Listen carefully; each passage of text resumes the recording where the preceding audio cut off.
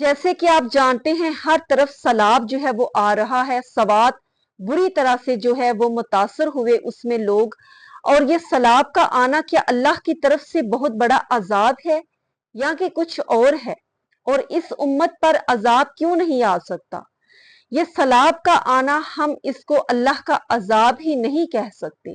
یہ اللہ رب العزت کی طرف سے اس کے بندوں پر ایک آزمائش ہو سکتی ہے۔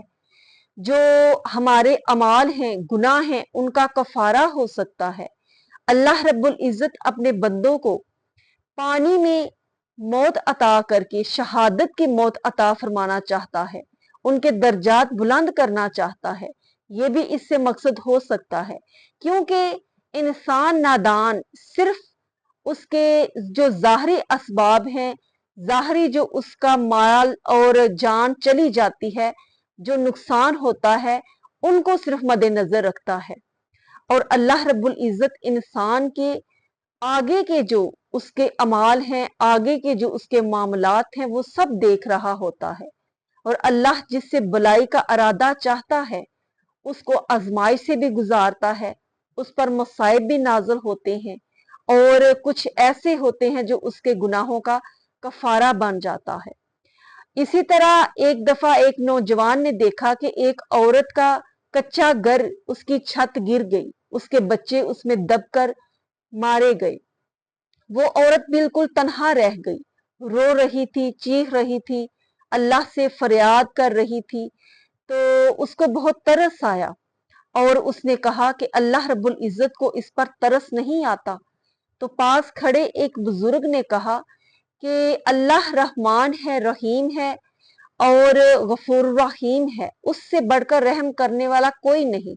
لیکن تم صرف اس کی ظاہر حالت کو دیکھ رہے ہو، اور اللہ رب العزت دیکھ رہا ہے کہ کل کو یہ عورت جنت کی کیاریوں میں اپنے بچوں کے ساتھ کھیل رہی ہوگی۔ ہمارے کام، ہمارے اعمال جو ہیں مسلمانوں کے، وہ تو عذاب کے لائق ہی ہیں، لیکن ہماری خوش قسمتی یہ ہے، ہماری خوش بختی یہ ہے کہ ہم نبی آخر الزماں محمد مصطفیٰ صلی اللہ علیہ وآلہ وسلم کے امتی ہیں۔ اسی طرح کفار نے ایک دفعہ اللہ رب العزت کی بارگاہ میں دعا کی کہ اے خداوند، اگر یہ قرآن سچا ہے اور ہم اس کو نہیں مانتے تو ہم پر آسمان سے پتھر نازل فرما یا ہم پر کوئی عذاب نازل فرما۔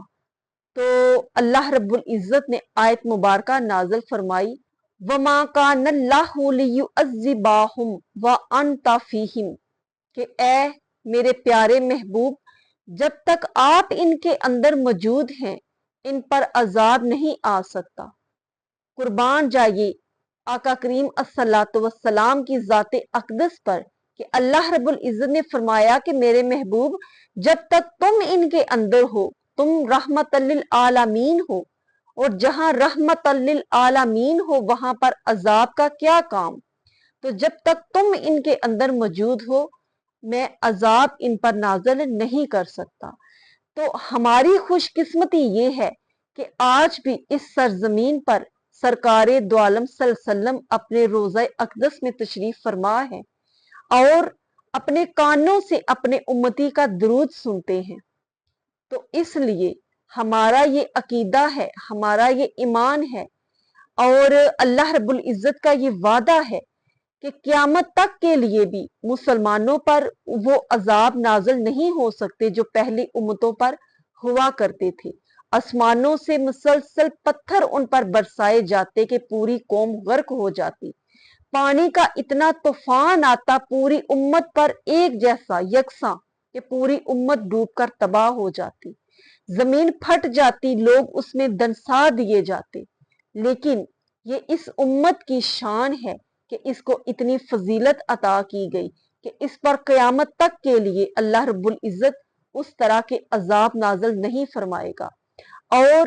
ایک چھوٹا سا وظیفہ جو لوگ طوفان سے خوفزدہ ہیں ان کے لیے کہ جتنا ہو سکے زیادہ سے زیادہ درود و سلام کا نذرانہ پیش کریں اور حضور صلی اللہ علیہ وسلم کی محبت کو، ان کے قرب کو اپنے پاس محسوس کریں، کیونکہ یہی وہ وجود ہے، یہی وہ